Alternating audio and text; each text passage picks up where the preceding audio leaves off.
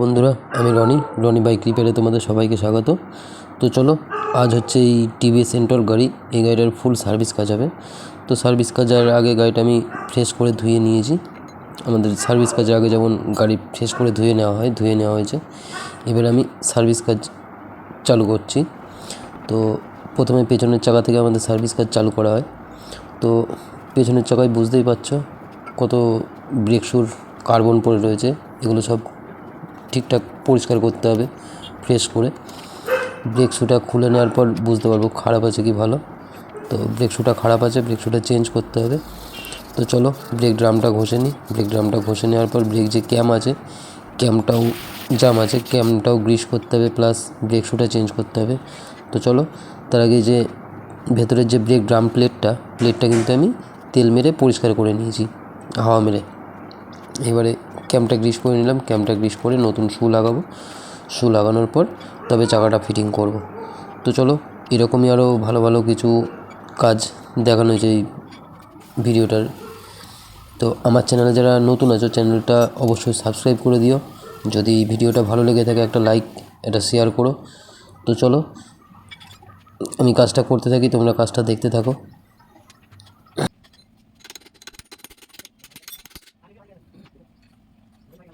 এই গাড়িটার যখন ট্রায়ালে যাওয়া হয়েছিল, ট্রায়ালে গেছিলাম, তো এর পেছনের ব্রেকটা একদম কাজ করছিল না। পেছনের ব্রেক কেবিলটা খারাপ আছে, পেছনের ব্রেক কেবিলটাও চেঞ্জ হবে। তো আগে পেছনের চাকার কাজ করে নিই, পরে সামনে যখন গলার রেসার চেঞ্জ করব তখন একবারে ব্রেক কেবিলটা চেঞ্জ করে দেবো। আর আমার অ্যাক্সিলেটর কেবিল চেঞ্জ করার সময় তো খুলতেই হবে, অ্যাক্সিলেটর কেবিল যখন মোবিল করব। তো চলো, এবার আমি ক্লাচ কভারটা খুলে নিই। ক্লাচ কভারটা খুলে নিয়ে বুঝতে পারবো ক্লাচ কভারের ভেতর ধুলো তো থাকবেই, তা ধুলোর পরিমাণটা বেশি আছে কি কম আছে সেটাও দেখে নেব। তো আমাদের প্রতিটা স্কুটি গাড়িতে ক্লাচ কভার খুলে ওয়াশ করা হবে।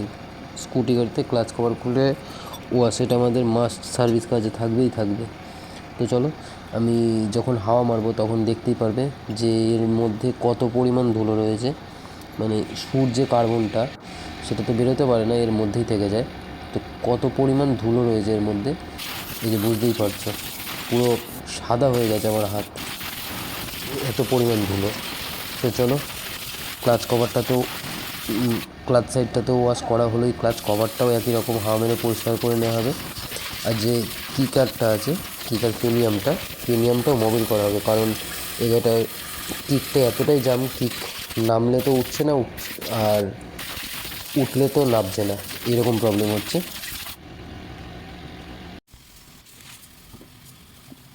তো এই যে বুঝতেই পারছো কিকার যে প্রিমিয়ামটা আমি হাত দিয়ে খুলতে পারছি না, এতটাই জাম হয়ে রয়েছে। দেখো মোবিল দেওয়ার পরে আমি যখন কিকারটা খেলাবো অটোমেটিক খুলে চলে আসবে, এই যে খুলে চলে আসলো, আগে কিন্তু খুলছিল না। তো এই মোবিলটা দেওয়াতে কিকটা কিন্তু পুরো ফ্রি হয়ে গেল। তো এবার কিক মারতে প্রেশার যেইটুকু লাগে সেইটুকুই লাগবে, কিন্তু সেই রকম যে কিক মারলে দাঁড়িয়ে যাচ্ছে, নামলে তো উঠছে না, সেই প্রবলেমটা থাকবে না। তো এই যে গ্রিসের অবস্থা মানে বিয়ারিংটার অবস্থা দেখো, বিয়ারিংটা পুরো শুকিয়ে রয়েছে, এক ফোঁটা গ্রিস নিয়ে যেতে। এর জন্য গাড়িটা যখন স্টার্ট করা হচ্ছে স্লো টিউনিংয়ে, এটা খ্যাস খ্যাস খ্যাস খ্যাস করে আওয়াজ আসছে বিয়ারিংয়ের থেকে। তো বিয়ারিংটা তার জন্য আমি গ্রিস করে দিলাম।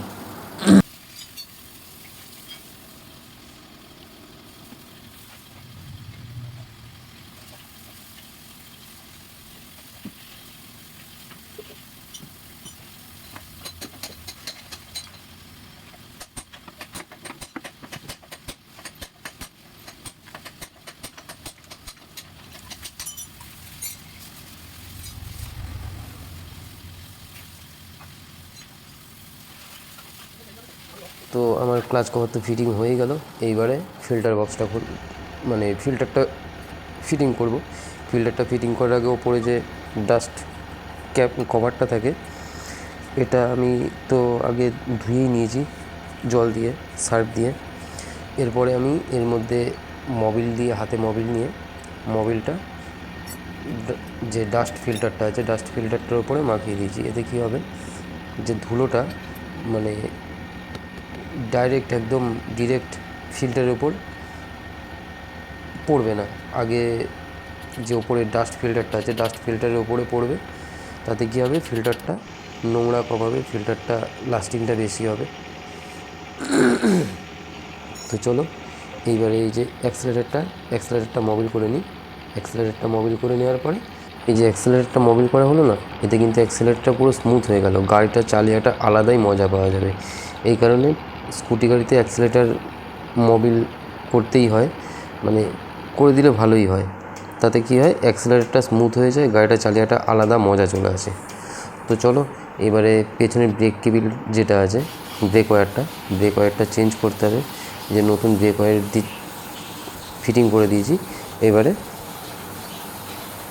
ব্রেক ওয়্যারটা ফিটিং করার পর এবারে আমি সামনের কাজ করব।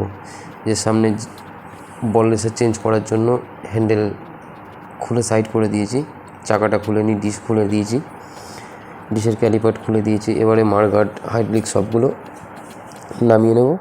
তারপরে আমি যখন গলার রেসারটা ফর্কটা যখন খুলব তখন তোমাদের দেখাচ্ছি। এই যে বুঝতেই পারছো যে বলগুলো পুরো জং পড়ে গেছে। আর এই গাড়িটা আমার কাছে ফার্স্ট এসছে। আর এই গাড়িটার প্রবলেমটা ছিল কি সেটা দেখাচ্ছি। এই যে নিচেকার রেসারটা, এই যে বুঝতেই পারছো, মানে টাইট নেই, ঘুরে যাচ্ছে। একদম 100% গ্যারেন্টি এই গাড়িটার প্রবলেম, গলার প্রবলেম এটাই ছিল যে গলা যতই টাইট করা হোক ঘটঘট মানে গাটগাট করে যে আওয়াজটা থেকেই যাচ্ছিল। তো এটা বন্ধ করার জন্য আমি কিন্তু এই যে ফর্কটায় একটা বেনা দিয়ে আমি কিন্তু পাঞ্চ করে দিচ্ছি। এতে কী হবে, রেসারটা পুরো টাইট হয়ে যাবে। তো রেসার গলার ফর্কটায় আমি পাঞ্চ করে দেওয়ার পর রেসারটা ঠুকে তোমাদের দেখাচ্ছি যে রেসারটা পুরো টাইট হয়ে গেছে।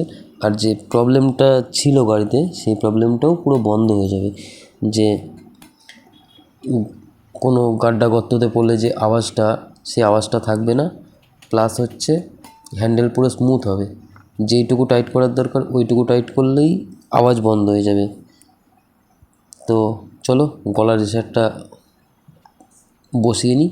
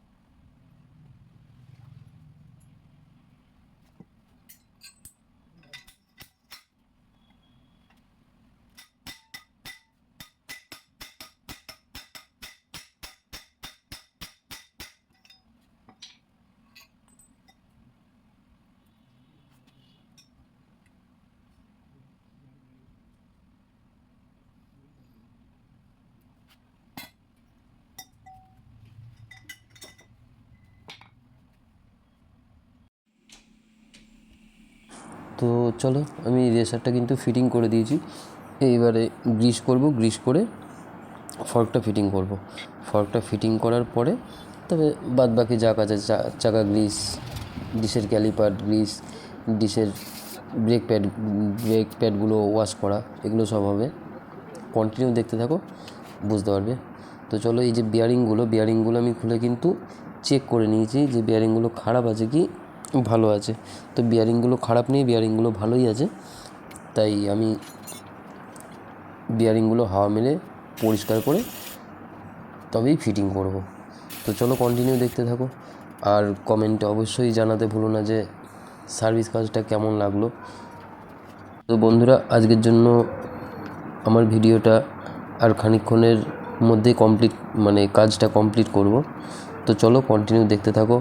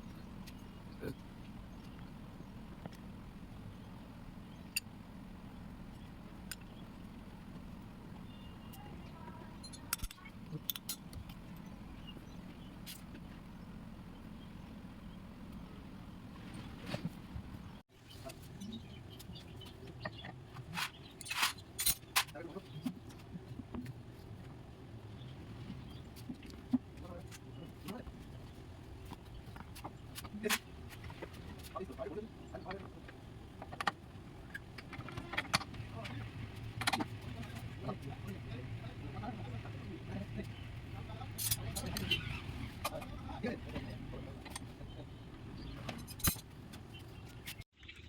চলো বন্ধুরা, আজকের সার্ভিস কাজটা এই মোবিল ঢেলে এখানেই শেষ করছি। সামনের দিন আরও ভালো কিছু ভিডিও নিয়ে তোমাদের সাথে দেখা হচ্ছে।